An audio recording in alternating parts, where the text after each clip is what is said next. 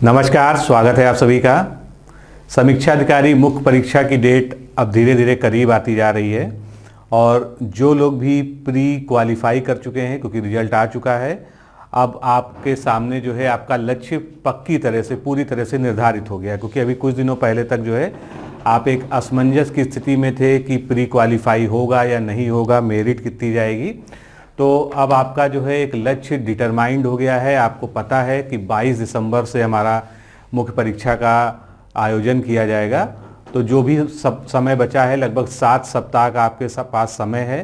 तो इन 7 हफ्तों में आप किस रणनीति से पढ़ें और किन सेक्शंस में किन किन चीज़ों पर फोकस करें, क्या आपके जो है टारगेट्स होने चाहिए और प्रायोगिक तौर पर जो है कैसे आप उसको अचीव कर सकते हैं। क्योंकि मैं यहाँ पर आज जो है कोई भी सैद्धांतिक बात नहीं करूंगा, मैं केवल जो है प्रायोगिक बात करूंगा कि क्या किया जा सकता है और कैसे किया जा सकता है, इस पर हमारा जो है फोकस रहेगा। तो सबसे पहले आप सभी को बहुत बहुत बधाई, जो लोग भी जो है मुख्य परीक्षा के लिए चयनित हुए हैं, और मेरी शुभकामनाएं आपके साथ हैं कि आप जो है इस परीक्षा को जो है अच्छे से हैंडल करें, जिससे कि आप अच्छे से अच्छे अंक प्राप्त करके इसमें सफल हो सकें। क्योंकि ये जो आपको अवसर मिला है, इसको सफलता में बदलने के लिए अब आपको बहुत ही कठिन परिश्रम करना पड़ेगा। रात दिन एक करके ही आप जो है इसमें सफलता प्राप्त कर पाएंगे। और बहुत से हमारे विद्यार्थियों का, हमारे साथ जुड़े लोगों का जिनका नहीं हो पाया है, तो उनके लिए बस मैं इतना कहूँगा कि असफलता जो है आपके मार्ग में बाधक नहीं होनी चाहिए, आपकी पढ़ाई पर इसका असर नहीं होना चाहिए। अगर इस बार असफल हुए हैं तो निश्चित रूप से आप अगली बार सफल हो सकते हैं। नवंबर के लास्ट में ही, जैसा कि सभी को पता है, कि समीक्षा अधिकारी का फिर से जो है लोक सेवा आयोग से विज्ञप्ति जारी होगी। तो ऐसी स्थिति में जो है आपको अपना मन मजबूत करके और इस निराशा को आशा में बदलने के लिए अभी से लगना पड़ेगा और आपको अभी अच्छा खासा समय मिलेगा। यानी कि अगर नवंबर के लास्ट में या दिसंबर की शुरुआत में फॉर्म आता है तो कम से कम आपको 3 महीने जो है न्यूनतम आपको मिलेंगे एग्ज़ाम के लिए। यानी अभी से देखा जाए तो आपके पास 4 से 5 महीने का समय है प्रारंभिक परीक्षा के लिए। तो आप जो है, जो आपकी कमियां रही हैं, जिसके कारण आपको लगता है आपके नंबर कम हुए हैं, जिन सेक्शंस में जो है आप मजबूती से नहीं जो है पढ़ाई कर पाए थे, उनको उन कमियों पर विचार करके फिर से पढ़ना शुरू करिए। और जिस तरह का ये अप्रत्याशित रिजल्ट रहा है उस पर भी बात करना ज़रूरी है। क्योंकि यहाँ पर एक चीज़ जो है जो सबसे गलत मुझे लगती है, कट ऑफ मान लीजिए आयोग के द्वारा नहीं जारी किया जाता है। वो एक संवैधानिक संस्था है, उनके पास असीम शक्तियाँ हैं अपने नियम बनाने की, लेकिन जो प्रश्न विवादित थे उनका क्या हुआ, उनमें कौन से उत्तर सही हुए और उनकी आंसर की तो जारी होनी ही चाहिए थी। क्योंकि अगर वही प्रश्न जो है रिपीट होकर किसी अन्य एग्ज़ाम में आगे पूछे जाते हैं तो आप कैसे डिटरमाइन कर पाएंगे कि आयोग द्वारा जो है उसको किस तरह से उसका सही उत्तर दिया गया या उसको हटा दिया गया या उसको गलत माना गया। तो ये जो है थोड़ी असमंजस भरी स्थिति है जिस पर आयोग को जो है सोचना चाहिए। और रूल्स और रेगुलेशन ऐसे होने चाहिए जिसमें पारदर्शिता बनी रहे, सभी को पता चले कि क्या हो रहा है। कम नंबर वाला, जिसके पहली आंसर की से कम नंबर थे, वो जो है ज़्यादा जो है वाले की जगह लेकर जो है, यानी जो जिनके ज़्यादा नंबर हैं उनका जो है सिलेक्शन नहीं हुआ, प्री क्वालिफाई नहीं हुआ। जिनके कम नंबर थे उसी कैटेगरी में उनका प्री क्वालिफाई हो गया। तो निश्चित रूप में जो है इसमें रोल जो है 8-9 प्रश्नों का जो विवादित प्रश्न थे उनका है, लेकिन वो रोल क्या है उसको क्लियर कट समझ में आना चाहिए। इसके लिए आयोग को जो है ये संशोधित उत्तर कुंजी जारी करना जरूरी है और ऐसा छात्र हित में है, तो इस पर आयोग को विचार करना चाहिए। फिलहाल आज जो है हम यहाँ पर मुख्य परीक्षा की तैयारी की बात करेंगे। इससे पहले मुख्य परीक्षा की तैयारी के लिए हम 2 वीडियोस बना चुके हैं। 2 वीडियोस में हमने चर्चा की है, तो हम उतना डिटेल में नहीं जाएंगे। आज हम केवल जो है रणनीतिक चर्चा करेंगे कि किस तरह से किस सेक्शन को पढ़ना चाहिए और उसमें आपका जो है क्या लक्ष्य होना चाहिए। इन सब बातों पर जो है हम चर्चा करेंगे। 1-2 क्वेरीज आपकी इस तरह से आ रही हैं कि आप जो है मान लीजिए अकाउंट वाले एआरओ के लिए एलिजिबल नहीं थे और आपका जो है उसमें सिलेक्शन हो गया, आपको जो है अकाउंट वाले आरओ में दिया गया या कॉमर्स वाले में दिया गया, आप जबकि उसके लिए एलिजिबल नहीं थे और आपको ये भी विश्वास है कि आपने जो है फॉर्म में उसमें टिक नहीं किया था। तो इन सब समस्याओं का समाधान जो है केवल इतना है कि आप अपनी पूरी बात लिखते हुए, अगर आपके पास फॉर्म का जो है PDF सेव है, जो आपने भरा था, प्रिंट आउट है आपके पास, क्योंकि हमेशा ये कहा जाता है जब भी कोई फॉर्म भरिए, जब भी कुछ एप्लीकेशन भरिए जो है, तो उसका जो है एक प्रिंट आउट जो है प्रूफ के लिए अपने पास रखिए। अगर नहीं भी है तो आप एक प्रत्यावेदन आयोग के नाम लिखकर सारी बात अपने लिखते हुए रजिस्टर्ड डाक से वहाँ पर भेज दीजिए, और उसके बाद यदि संभव हो तो एक बार जो है वहाँ पर जाकर उसी की एक कॉपी के साथ वहाँ पर पत्राचार के बाद मुलाकात कर लीजिए, क्योंकि इसका समाधान केवल आयोग निकाल सकता है और कोई भी नहीं निकाल सकता है। तो आपकी डेट आपको पता है कि 22 दिसंबर से आपका एग्ज़ाम है। 22 दिसंबर से आपका एग्ज़ाम है, यानी 22 और 23 दिसंबर को होगा। और ये भी मान लीजिए कि इसमें कोई भी फेरबदल होने की संभावना नहीं है। कुछ लोग अगर ये सोच रहे हो कि चूंकि रिजल्ट आने में देरी हुई है, अब 2 महीने से कम का समय बचा है, तो हो सकता है आयोग 1 आध महीने की आपको रिलैक्सेशन देगा, ऐसा बिल्कुल नहीं होगा, क्योंकि पहले भी आप जो है आयोग की मुख्य परीक्षाओं को देख चुके हैं। 1.5 महीने पहले तक रिजल्ट आया है और एग्ज़ाम जो है मेंस का 1.5 महीने के बाद करा दिया गया है। तो इसकी उम्मीद जो है ना के बराबर है। इसलिए इस उम्मीद को छोड़ते हुए जो भी अब आपके पास 7 सप्ताह का समय लगभग बचा हुआ है, उसको यूटिलाइज करने पे, उसमें रात दिन मेहनत करके मेंस परीक्षा को क्वालिफाई करने के बारे में सोचिए। तो अगर हम एक ओवरव्यू देखें कि हमारा लक्ष्य क्या होना चाहिए, जैसा कि मैंने आपको लिखा है 300 प्लस, ये एक आदर्श लक्ष्य है कि अगर आप 300 प्लस लक्ष्य लेके चलते हैं और आप 280 प्लस 285 प्लस तक भी आते हैं, तो निश्चित रूप से जो है आप सुरक्षित तरीके से मेंस की बाधा को पार कर जाएंगे। ये जो है लक्ष्य किसके लिए है? ये जो है समीक्षा अधिकारी के सामान्य वर्ग के हिसाब से। यहाँ पर हर वर्ग का अलग अलग बता पाना जो है संभव नहीं है, बाकी जो है आप इसी से अंदाज लगा सकते हैं। तो अगर हम पहले की बात करें कि अब से जो पहले एग्ज़ाम्स हुए हैं, मुख्य परीक्षाएं हुई हैं, उनमें किस तरह से मेरिट जो है रही है फाइनल एग्ज़ाम की।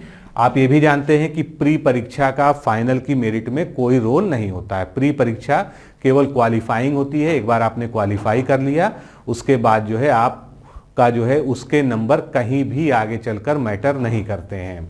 तो 2010 की जो मुख्य परीक्षा हुई थी उसमें मेरिट 280 प्लस गई थी सामान्य वर्ग की।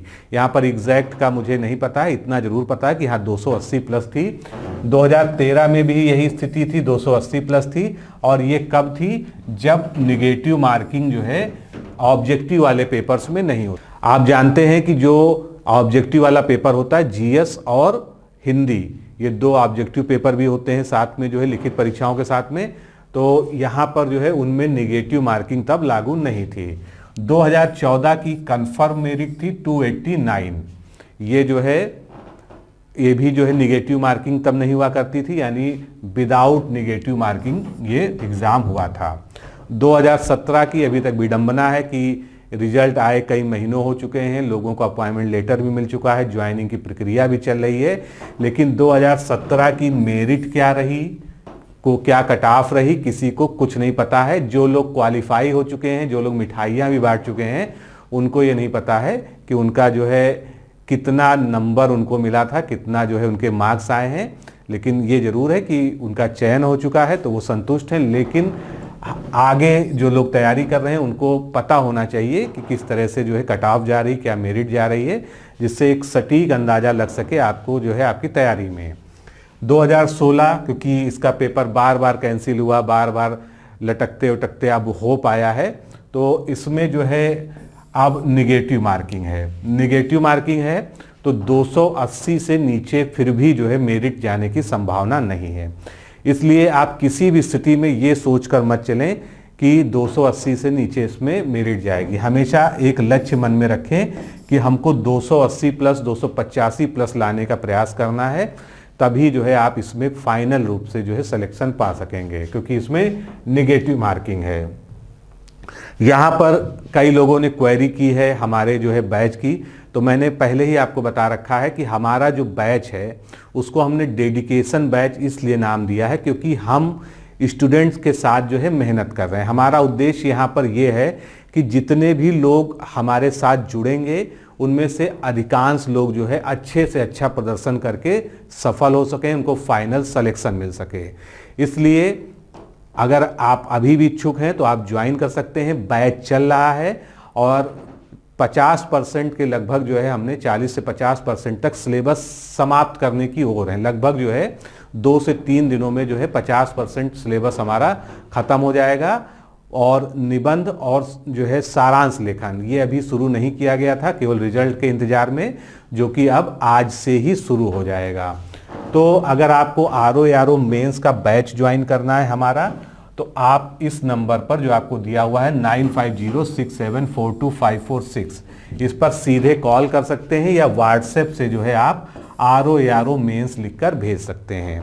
यहाँ पर मैं आपको बता दूं कि इसमें सारे जो है जितने भी सेक्शंस हैं सभी में आपको जो है रिकॉर्डेड वीडियोस दिए जाएंगे। उसके अलावा 1-to-1 इंटरेक्शन करने का भी हम प्रयास कर रहे हैं। गूगल मीट और इन जैसे ऐप्स पर जो है आपसे हम चर्चा भी करते हैं बीच बीच में, जिसका हम लाइव सेशन भी रखते हैं फिर डाउट जो है क्लियरेंस के लिए। और जो हम होमवर्क देते हैं, हमारी सबसे बड़ी विशेषता है कि हर लेक्चर को हम जैसे ही ख़त्म करते हैं उसके साथ कुछ ना कुछ आपको अभ्यास के लिए होमवर्क देते हैं। और वो होमवर्क सबसे ज़रूरी है, क्योंकि मेंस में हम आपको कुछ भी पढ़ा दें, लेकिन अगर आप जो है कॉपी पर लिखकर उसकी प्रैक्टिस नहीं करेंगे तो आप जो है मेंस की कॉपी जो जब आपके सामने वास्तविक रूप से आएगी तो वहाँ निश्चित रूप से जो है आप आंसर लिखने में हिचकिचा जाएंगे। इसलिए मेंस रटने का या थ्योरी की तरह पढ़ने का जो है काम नहीं है मेंस में। मेंस जो है बिल्कुल प्रायोगिक है कि आपको हर चीज़ का लिख कर, चाहे वो पत्र लेखन हो, चाहे निबंध हो, चाहे संक्षेपण हो, चाहे मुहावरे हो, लोकोक्तियाँ हो, वोकैबुलरी हो, कुछ भी आप ले लीजिए, सबकी आपको लिख के प्रैक्टिस की जो है करनी होगी। इसीलिए हम हर सेक्शन में हर लेक्चर के साथ में प्रैक्टिस के लिए आपको जो है शीट्स देते हैं, जो आपको PDF के माध्यम से हम दे देते हैं। और आप चाहें तो उसको करके हमको चेक करने के लिए भी भेज सकते हैं, और जहां पर जो है आवश्यकता होगी हम उसको आपको चेक करके भी गाइड करेंगे। साथ में ही हम जितने भी डाउट्स आपके कलेक्ट होते हैं, जैसे मान लीजिए पत्र लेखन खत्म हो चुका है, तो पत्र लेखन पर जितने भी लोगों के डाउट्स हैं उनको हम जो है एक अलग सेशन में जो है कवर करेंगे, जिससे सभी को पता चले कि वो प्रैक्टिस कर रहे हैं तो उनकी प्रैक्टिस कहाँ तक सार्थक है। तो ये कोर्स की संरचना है हमारी जो है सामान्य अध्ययन और हिंदी, जो वस्तुनिष्ठ वाला पोर्शन है। तो इसमें से हिंदी के लिए तो हम जो है 5 टॉपिक जो हिंदी के हैं, तत्सम, तद्भव, विलोम, इन सब का जो है हम वीडियो लेक्चर्स भी देंगे। जो महत्वपूर्ण जो है शब्दावली है उन पर चर्चा करते हुए वीडियो लेक्चर्स भी देंगे, साथ में नोट्स भी देंगे।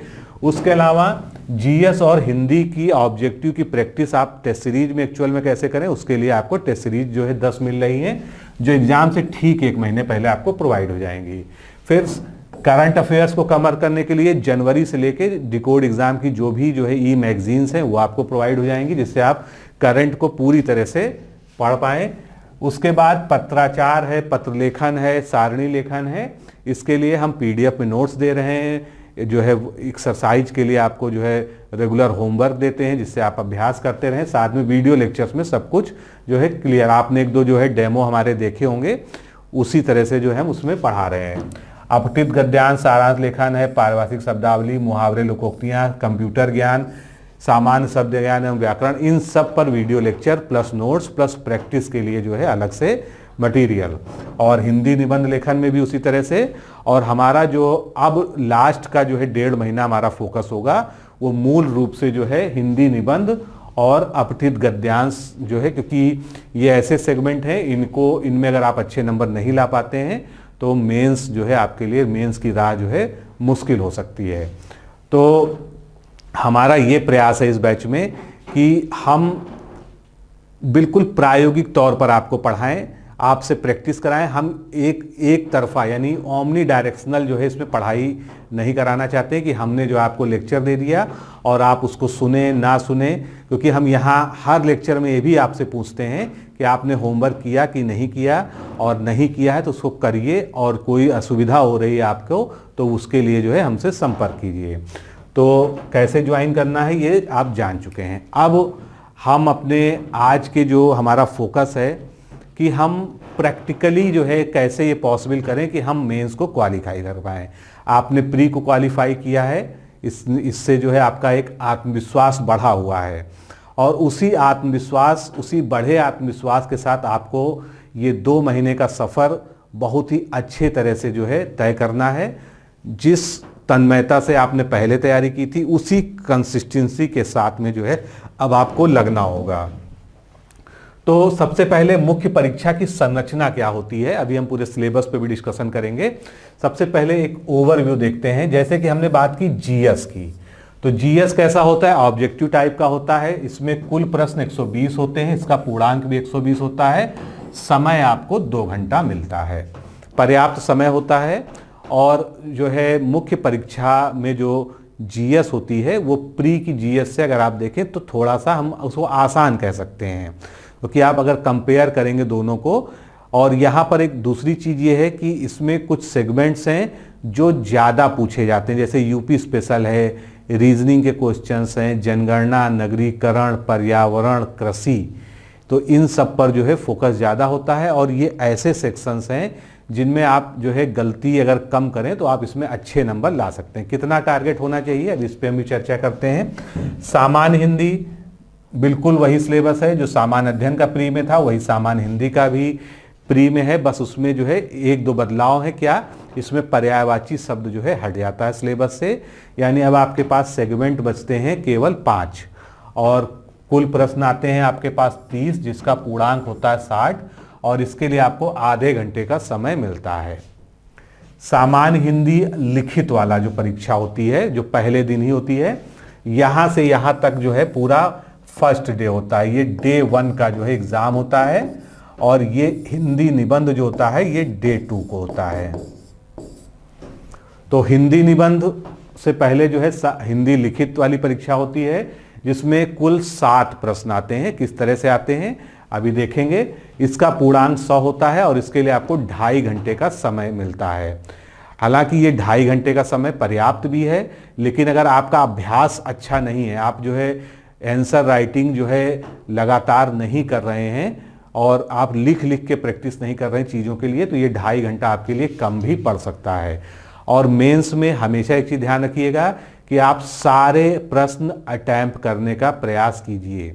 ऐसा नहीं है कि आपको जो प्रश्न अच्छे से आता हो आप उसमें अपनी पूरी ऊर्जा, पूरा समय लगा दें, उसको बहुत अच्छा कर दें, बाकी प्रश्नों को जो है आप औसत जो है कम समय दें और कम उसमें मैटर लिखें।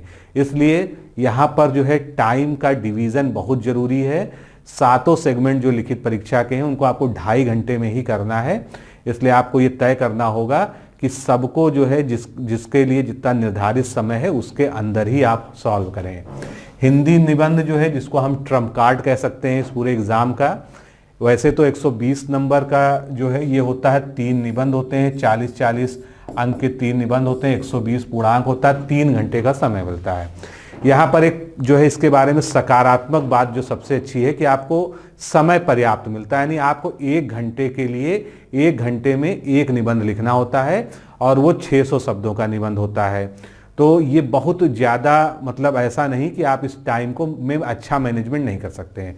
अगर आप 1 घंटे में केवल 10 मिनट जो है निबंध की रूपरेखा, एक रफ तैयार करने में भी लगा देते हैं, तो आप बाकी के 50 मिनट में आराम से 600 शब्दों का निबंध लिख सकते हैं। कैसे लिखेंगे इन सब पर जो है हम आगे चर्चा करेंगे, जो है निबंध वाली जो है एक स्पेशल क्लास में।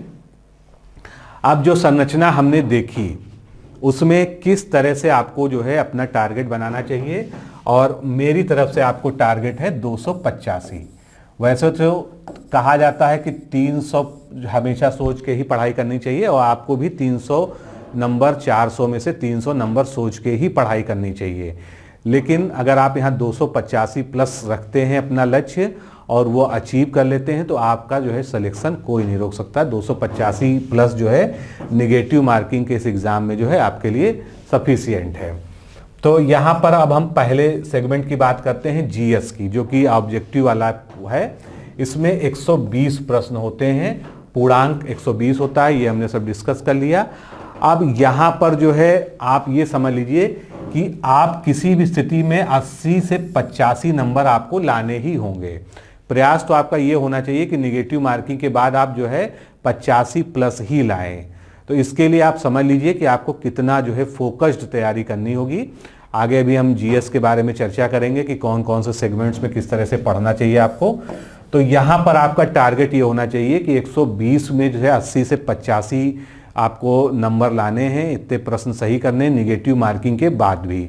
यानी आपको कम से कम कितने प्रश्न अटेम्प्ट करने पड़ेंगे, ये मान के चलिए कि 100 से 105 प्रश्न आपको जो है अटेम्प्ट करने चाहिए पूरे कॉन्फिडेंस के साथ में, जिससे अगर कुछ प्रश्न आपके निगेटिव मार्किंग में गलत भी होते हैं तब भी आप जो है अपना स्कोर 85+ रख सकते हैं।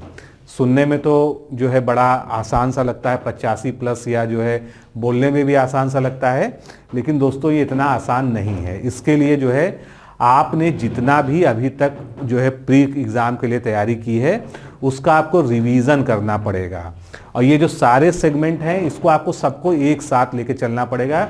और आपका कम से कम जो है टाइम टेबल एक दिन का 10 से 12 घंटा होना चाहिए। देखिए प्री में आपको जो है 5 घंटा 6 घंटा भी लोग सलाह देते हैं कि आप वर्किंग हैं तो, लेकिन अगर आप वर्किंग भी हैं तो आपको इस बीच जो है छुट्टी लेके 1.5-2 महीने की आपको केवल और केवल परीक्षा के बारे में सोचना है और कुछ नहीं सोचना है, ना कुछ और करना है। पूरा फोकस आपको इस पर ही रखना पड़ेगा। अगर आप 10 से 12 घंटे नहीं पढ़ सकते हैं, क्योंकि यहाँ केवल पढ़ने की बात नहीं है कि किताब खोल के पढ़ना है, आपको साथ में जो है लिखना भी है, उसकी प्रैक्टिस करनी है, निबंध की प्रैक्टिस करनी है, हर चीज़ को लिख लिख के पत्रलेखन के फॉर्मेट्स बनाने हैं। करीब 10 तरह के जो है पत्र आपके एग्जाम में आने हैं, सभी का आपको जो है 2-2 3-3 तरह से प्रारूप तैयार करना है, सबकी विशेषताएं, सबका आपस में अंतर। तो कुल मिलाकर केवल प्रैक्टिस और नियमित अभ्यास, यही जो है आपकी प्री परीक्षा को जो है प्री परीक्षा के बाद आपको मेंस में भी सफलता दिला सकता है। इसलिए कम से कम 10 से 12 घंटे का डेडिकेटेड जो है स्टडी शेड्यूल आपका तैयार होना चाहिए। अब आपकी तैयारी पहले से कैसी है उस पर ही डिपेंड करता है कि आप किस सेगमेंट पे कितना जो है जोर देने जा रहे हैं। सामान्य अध्ययन 120 नंबर आप देख रहे हैं कि पूर्णांक को आप देख लीजिए कि 120 नंबर जो है सामान्य अध्ययन का है, ऑब्जेक्टिव है। तो आपको इसमें कम से कम सामान्य अध्ययन के 8 जो अलग अलग सेगमेंट्स हैं उनको पढ़ना होगा। तो यहाँ पर आपको 85+ का लक्ष्य लेके हर हाल में चलना होगा, और क्या क्या कैसे करना है ये भी हम आगे देखते हैं। और अपना टाइम शेड्यूलिंग आपको जो है इसके अकॉर्डिंग ही करनी है कि आपको किस सेगमेंट पे, क्योंकि ऐसा नहीं है कि आप ये सोचें कि पहले मैं 1 हफ्ते जीएस पढ़ूंगा, 1 हफ्ते मैं मुहावरे पढ़ूंगा, 1 हफ्ते मैं पत्रलेखन पढ़ूंगा। अगर आप कहीं ये स्ट्रेटजी बना रहे हैं तो ये जो है आपको सफलता दिलाने में जो है बिल्कुल संदेह हो जाएगा। क्यों?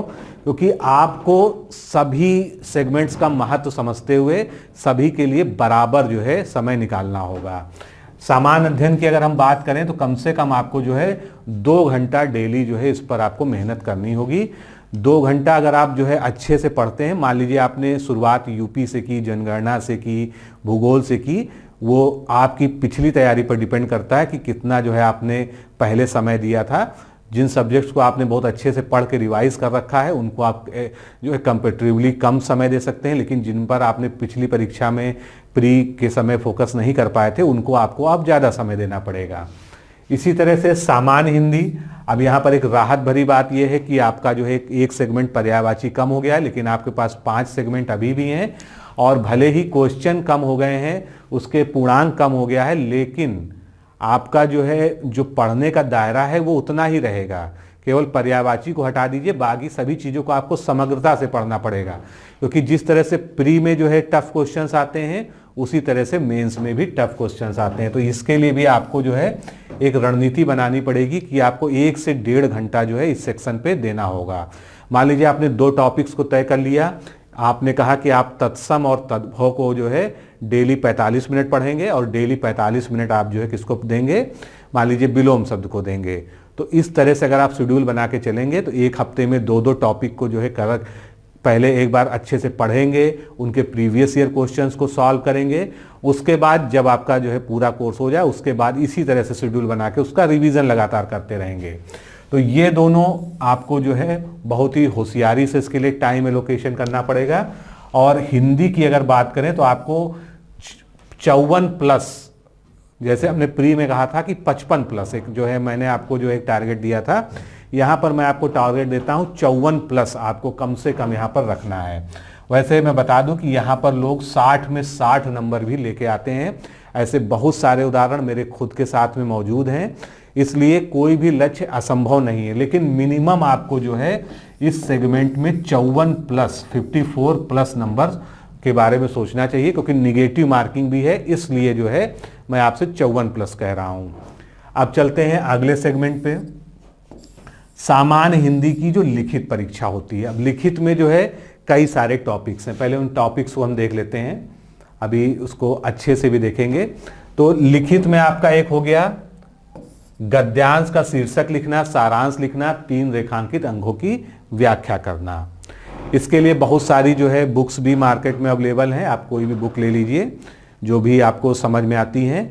वैसे आपके पास जो भी, जैसे मान लीजिए हरदेव बारी है, पृथ्वीनाथ पांडे है, राघव प्रकाश की बुक है, डॉक्टर वसुदेव नंदन की बुक है, तो इन सब जो है प्रकाशन की सभी किताबों में ये जो है आपको सेगमेंट मिल जाएगा। उसमें जितने भी दिए हुए हैं, साथ में पहले प्रीवियस ईयर में जितने आए हैं उनका आप अभ्यास कीजिए।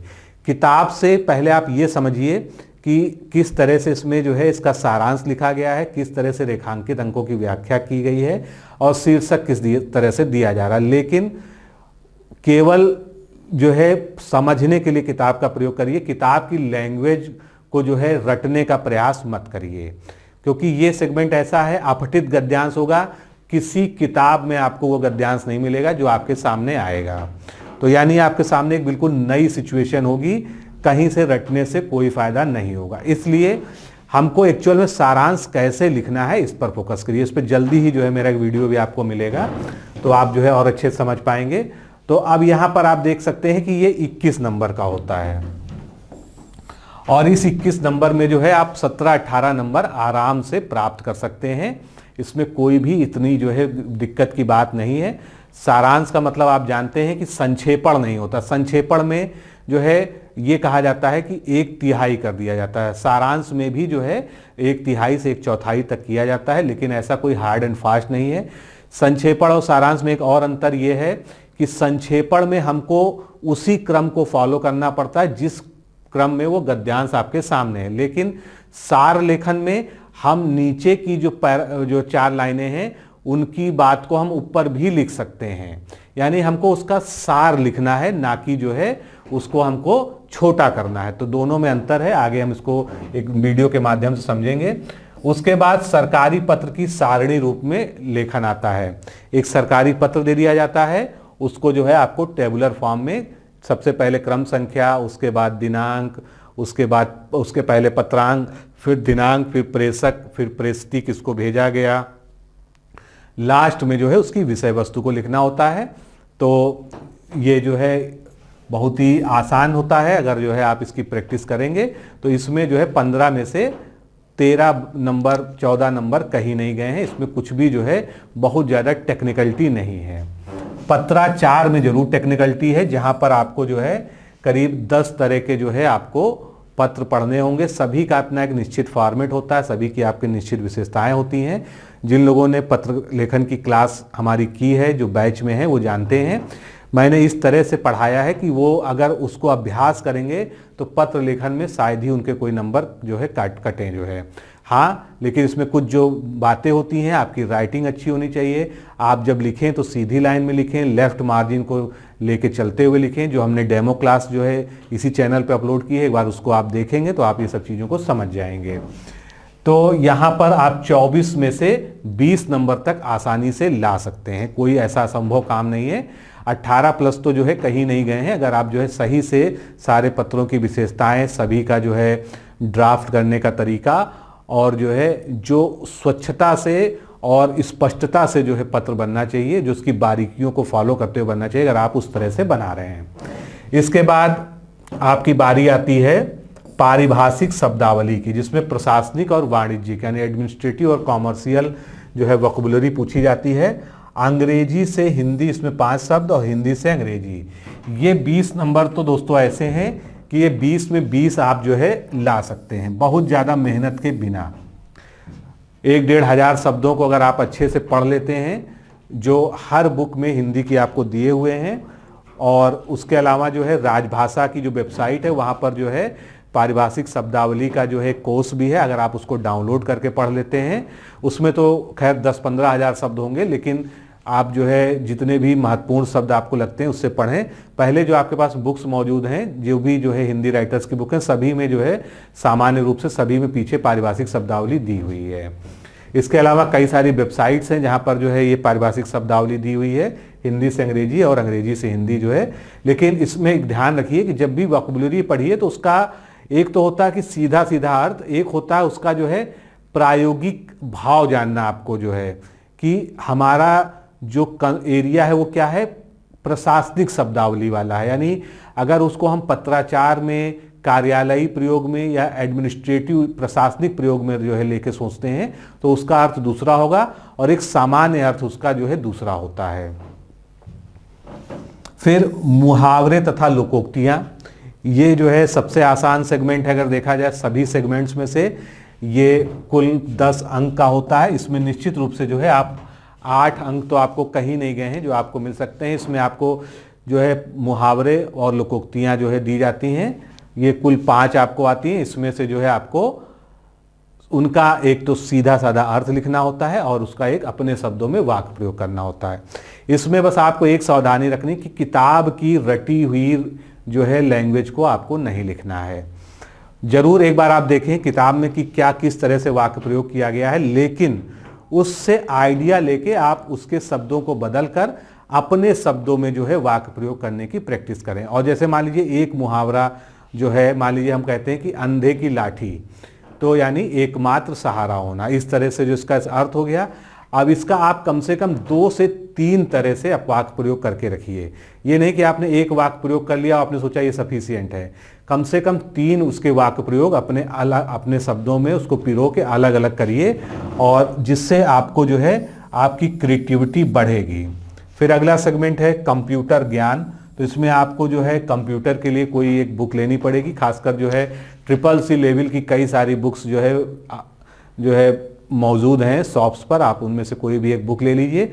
सबसे पहले प्रीवियस ईयर क्वेश्चन से आप अंदाज़ा लगाइए कि किस तरह के क्वेश्चंस आए हैं। जैसे सीधे सीधे पूछा जाता है पेन ड्राइव क्या है, रैम क्या है, रोम क्या है, आउटपुट डिवाइस क्या है, इनपुट डिवाइस क्या है, और उसके अलावा जो है भारत का पहला सुपर कंप्यूटर किस संस्था ने निर्मित किया था, ये लास्ट एग्जाम में आया था। तो इस तरह के प्रश्न आते हैं, आप 3 से 4-5 लाइन में जो है इसका समुचित जवाब दे सकते हैं। बस इसमें ध्यान रखना है कि जो पूछा जाए उस पर फोकस्ड होकर ही जवाब देना है, आपको जो है विषयांतर नहीं करना है। अगर आपसे रैम पूछा जा रहा है तो आप केवल रैम के बारे में बताएं, आपको 10 तरह की और मेमोरी की वहाँ पर चर्चा करने की आवश्यकता नहीं है। तो ये जो है आपका लिखित सेक्शन हो गया, जिसकी बात हम कर रहे थे कि ये 100 नंबर का होता है और 2.5 जो है घंटे में आपको इसको सॉल्व करना होता है। तो इस तरह से आपने देखा कि इसमें कुल 7 सेगमेंट्स थे, जहां पर जो है पूर्णांक 100 है, और इसमें आपका टारगेट जो है कम से कम 65 प्लस का होना चाहिए, 60 से 65। क्योंकि इसमें क्या है, इसमें अगर जो है हम गद्यांश वाले को छोड़ दें जहां पर नंबर कटने की संभावना ज़्यादा रहती है, बाकी जो है चीज़ों में पत्र लेखन में भी नंबर थोड़ी सी हार्ड मार्किंग होती है, लेकिन अगर आप सही फॉर्मेट को फॉलो करेंगे, जैसे लोकोक्तियाँ है, कंप्यूटर है, प्रशासनिक शब्दावली है, इन सब में आप जो है बिल्कुल पूर्णांक के करीब नंबर तक ला सकते हैं। तो किसी भी सेगमेंट को छोटा समझ के उसको मत छोड़िए। हमेशा ये ध्यान रखिए कि ये जो है सारे सेगमेंट्स ऐसे हैं जहां पर आप जो है बहुत कम मेहनत में पूरे के पूरे नंबर तक ला सकते हैं। वहीं पर एक बात बिल्कुल जो है स्पष्ट रूप से बता दूं कि निबंध है, गद्यांश लेखन वाला प्रश्न है, इसमें आप कितनी भी मेहनत कर लीजिए, इसमें हार्ड मार्किंग होती ही होती है। इसमें औसत नंबर जो है सभी को मिलते हैं। कुछ लोग जो अपने मन से, जिनकी क्रिएटिविटी अच्छी होती है और वो किताबों की रटी रटाई भाषा का प्रयोग नहीं करते हैं, उनको इसमें जो है बेहतर नंबर मिलते हैं। इसलिए मेरा हमेशा ये कहना होता है कि निबंध अगर है तो निबंध को मत रटिए। निबंध कैसे लिखना है ये अगला एक लेक्चर मैं इस पर आपको बहुत अच्छे से जो है बताने वाला हूँ कि प्रायोगिक तौर पे आपको निबंध कैसे लिखना है। लेकिन अभी आज जो मैं आपसे कह रहा हूं कि निबंध को रटने का प्रयास मत कीजिए। आप निबंध के कीवर्ड्स को पकड़ के उसके लिए जरूरी जो डेटा है उसको इकट्ठा करिए। उसमें हमको कौन से जो है कोटेशंस डालने हैं, हमको मान लीजिए कोई वर्ल्ड बैंक की रिपोर्ट है या कोई किसी अंतर्राष्ट्रीय संस्था, राष्ट्रीय संस्था की कोई रिपोर्ट है, उससे अगर कोई डेटा हम उसमें डाल सकते हैं। उसके अलावा प्रसिद्ध विद्वानों ने उसके बारे में क्या कहा है। कुल मिला के आप जो है सोर्स कोई भी यूज करिए, वहां से आप जो है उसके लिए सहायक सामग्री एकत्र कीजिए, लेकिन जो उसको फाइनली लिखना है वो आपके खुद के शब्द होने चाहिए। ऐसा एग्जामिनर को दिखना चाहिए कि ये किसी प्रसिद्ध किताब से रटा नहीं गया है, बल्कि आपके मन की अभिव्यक्ति वहां पर हो रही है, तभी जो है आपको उसमें अच्छे से अच्छा नंबर मिल पाएगा। तो अगला जो है हमारा सेगमेंट भी है निबंध का। निबंध में जो है ये समझ लीजिए कि 120 में से 60 से 75 ये एक औसत रेंज होती है। आप जिन लोगों ने अपनी पुरानी कापियां कभी देखी होंगी और जो लोग सफल हैं आप उनसे बात कर सकते हैं, जिनको जो है अपने नंबर्स पता हैं, तो वो आपको बताएंगे कि 60 से 75 एक जो है कॉमन रेंज है निबंध में आपको मार्क्स जो मिलते हैं। अगर आप एक सामान्य तरीके से निबंध लिखते हैं जिसमें बहुत ज़्यादा क्रिएटिविटी एग्जामिनर के सामने आप प्रस्तुत नहीं कर पाते हैं, तो इसमें बहुत ही हार्ड मार्किंग मानी जाती है। उसी तरह से पत्र लेखन में भी हार्ड मार्किंग होती है। तो 60 से 75 नंबर एक सामान्य एक औसत निबंध पर आपको मिलती है, लेकिन आपको इसी को जो है आगे बढ़ाना है। इसी नंबर्स में आपको कम से कम जो है आपको 80 प्लस का टारगेट लेके चलना है। और दोस्तों निबंध में ये जो है टारगेट इतना भी आसान नहीं है जितना मैं आसानी से आपसे कह रहा हूँ। इसके लिए आपको बहुत मेहनत करनी पड़ेगी। हफ्ते में आपको कम से कम 2 निबंध तैयार करने पड़ेंगे और 2 निबंध अच्छे से। अब इसमें आप जो है निबंध में अभी क्या कर सकते हैं, वैसे तो मैं निबंध पे जो क्लास करूंगा जो है उसमें आपको और अच्छे से बताऊंगा। तो यहाँ पर आप ये देख सकते हैं कि निबंध जो है 3 जो है प्रश्नों में विभाजित होता है। हर 3 में आपको 3-3 सेगमेंट्स दे दिए जाते हैं। इन्हीं सेगमेंट से आपको एक एक निबंध जो है कोई एक निबंध चूज करना होता है, यानी एक में एक ही करना होता है। शब्द सीमा 600 होती है और एक निबंध का अंक जो है 40 होता है। अब यहां पर आपको जैसे पहला है, ये सामाजिक विज्ञान का क्षेत्र है, यानी इसमें साहित्य और संस्कृति है, सामाजिक क्षेत्र है, राजनीतिक क्षेत्र है। तो सबसे पहले आपको क्या करना है, प्रीवियस ईयर में जितने भी क्वेश्चंस आए हैं उनको एक बार एनालाइज कीजिए आप जो है कि किस तरह से निबंध इसमें पूछे गए हैं। जैसे कि मैं आपको एक उदाहरण भी दिखाता हूं कि निबंध में जो है किस तरह से निबंध पहले पूछा गया है।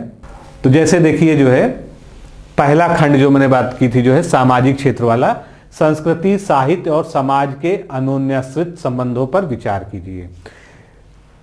जब भी संस्कृति साहित्य वाले से जो है प्रश्न आता है तो उसमें 3 कीवर्ड होते हैं, हमेशा 3 कीवर्ड होते हैं। क्वेश्चन का फॉर्मेशन किसी भी तरह से किया गया हो लेकिन कीवर्ड 3 ही होते हैं। एक होता है संस्कृति, एक होता है साहित्य, एक होता है समाज, या इसकी जगह एक शब्द यूज होता है सभ्यता। इन्हीं 3 चीजों में आपसी जो है संबंध या किसी भी एंगल से पूछेगा, लेकिन आपको इन 3 ही बातों पर जो है वो केंद्रित निबंध होगा। या तो संस्कृति और साहित्य का अंतर संबंध पूछ लेगा, साहित्य और समाज या सभ्यता का अंतर संबंध पूछ लेगा, या संस्कृति और सभ्यता का जो है अंतर संबंध जो है पूछ लेगा, या भारतीय समाज की विशेषताएं आपसे पूछी जाएंगी, भारतीय संस्कृति की भारतीय साहित्य की विशेषताएं पूछी जाएंगी। यानी कुल मिलाकर अगर आप संस्कृति, साहित्य और सभ्यता इन पर अगर आप जो है 5-5, 6-6 पन्ने का एक राइटअप तैयार कर लीजिए। यहाँ पर निबंध की नहीं बात कर रहा हूँ, मैं राइटअप की बात कर रहा हूँ।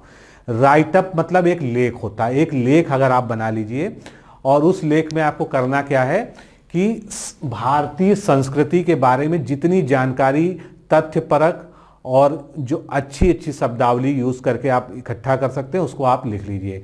इसी तरह से भारतीय साहित्य के बारे में जो है 5-6 पन्ने का एक राइटअप बना लीजिए और भारतीय सभ्यता या भारतीय समाज की विशेषताओं को लिखित करते हुए एक राइटअप बना लीजिए। यानी अब आपके पास जो है मतलब कम से कम 20 पन्ने का एक ऐसा मटेरियल हो गया कि उसी मटेरियल में से आप जो है 4, 5, 6 तरह के निबंध बना सकते हैं। तो ये आप जो है क्या करेंगे, इसको कहते हैं बेसिक फ्रेमवर्क तैयार करना। किसी भी चीज के लिए अगर आप इस सेगमेंट को अटेम्प्ट करना चाहते हैं तो इसका बेसिक सेगमेंट जो है आप इससे बनाकर तैयार कर सकते हैं। फिर राष्ट्रीय एकता की दृष्टि से ये पूछा गया था, भारत की मौलिक एकता क्या है। तो इस तरह से अभी और आपको उदाहरण देखिए, दूसरा खंड जो होता है, पहले खंड से ही हम बात कर लेते हैं। एक खंड होता है, मतलब जो दूसरा प्रश्न होता है उसमें विज्ञान, पर्यावरण एवं प्रौद्योगिकी, आर्थिक क्षेत्र, कृषि एवं व्यापार। लगभग अगर देखेंगे तो आर्थिक क्षेत्र और कृषि व्यापार जो है एक दूसरे से जो है बिल्कुल मेल खाता हुआ है, और विज्ञान, पर्यावरण एवं प्रौद्योगिकी। तो अगर आप जो है आर्थिक क्षेत्र और कृषि एवं व्यापार पर अपने आप को लिखने में सक्षम पाते हैं तो आपको इन दोनों में जो है कुछ बेसिक चीजें जो है तैयार करनी होंगी। जैसे कि इस समय जो हमारी अर्थव्यवस्था में चल रहा है, अर्थव्यवस्था की स्थिति के बारे में आपको जो है एक राइटअप बनाकर रख लेना चाहिए, जिससे आप जो है अच्छे निबंध का निर्माण कर सकें। भारतीय कृषि का एक जो है ऐतिहासिक परिदृश्य से लेके और आज तक जो है उसमें क्या क्या चेंजेस हुए हैं और उसका इकोनॉमी से रिलेट करते, भारतीय अर्थव्यवस्था में जो है कृषि के योगदान के बारे में पूरी बात। फिर कृषि के उत्थान के लिए जो है आज़ादी से लेकर आज तक क्या क्या कार्यक्रम चलाए गए हैं, उनकी क्या क्या विशेषताएं रही हैं, उनके कारण जो है कृषि में क्या क्या बदलाव आए। जैसे जो है हम हरित क्रांति का उदाहरण ले सकते हैं, अधिक अन्न उपजाऊ कार्यक्रम, सघन कृषि जिला कार्यक्रम, इस तरह के बहुत से कार्यक्रम जो है, सामुदायिक विकास कार्यक्रम। तो ये सबको जो है हमको क्या करना चाहिए, हमको अपने मतलब जो हमको निबंध लिखना है उसका एक बेस फॉर्मेशन के लिए हमको ये चीज़ें एक साथ कहीं पर लिख के रखनी है।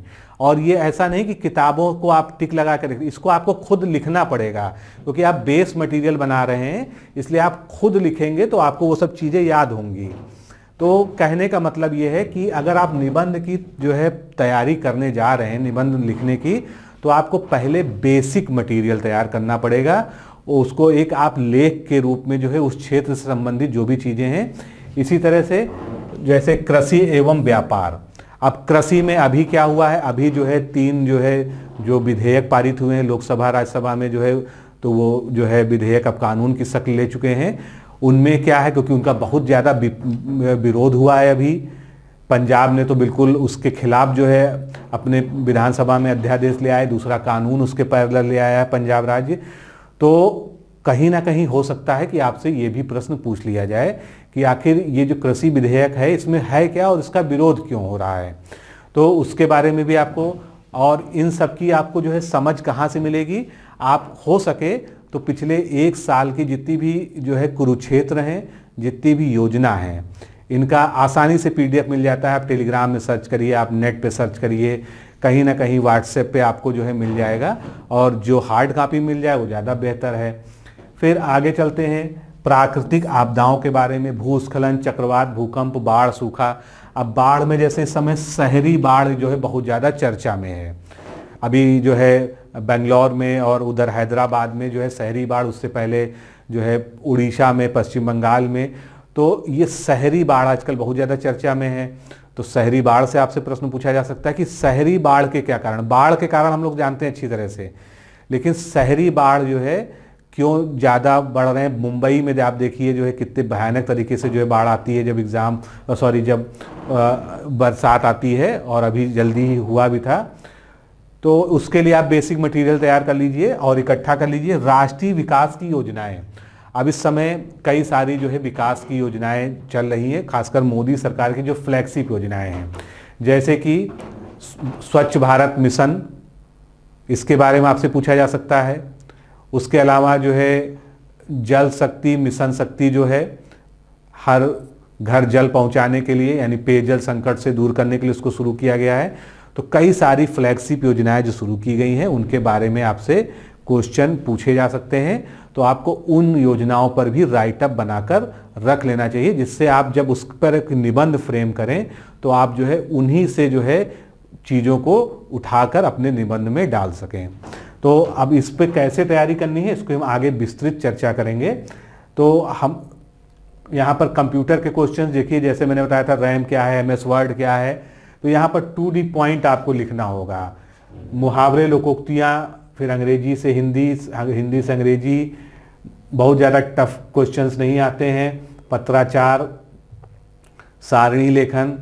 अब ये जो है गद्यांश जो पिछली बार पूछा गया था, उसमें जो है ये अंडरलाइंड सेंटेंसेज हैं जिनकी आपको व्याख्या भी करनी होती है। ये व्याख्या बहुत लंबी नहीं लिखनी होती, 3 से 4 लाइन में आप जो है इसकी व्याख्या प्रस्तुत कर सकते हैं।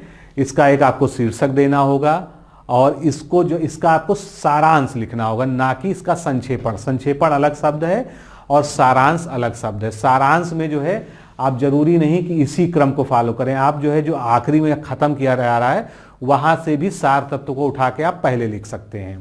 तो इस पर जो है सभी पर हम अलग अलग एक सेपरेट लेक्चर्स में जो है हम इसी चैनल पे बात करेंगे। अब थोड़ा सा हमने हिंदी के बारे में तो समझ लिया, थोड़ा सा जीएस पे अब यहाँ पर चर्चा कर लेते हैं, क्योंकि 120 नंबर का ये बहुत ही महत्वपूर्ण सेगमेंट है। तो जीएस में क्या करना चाहिए हमको?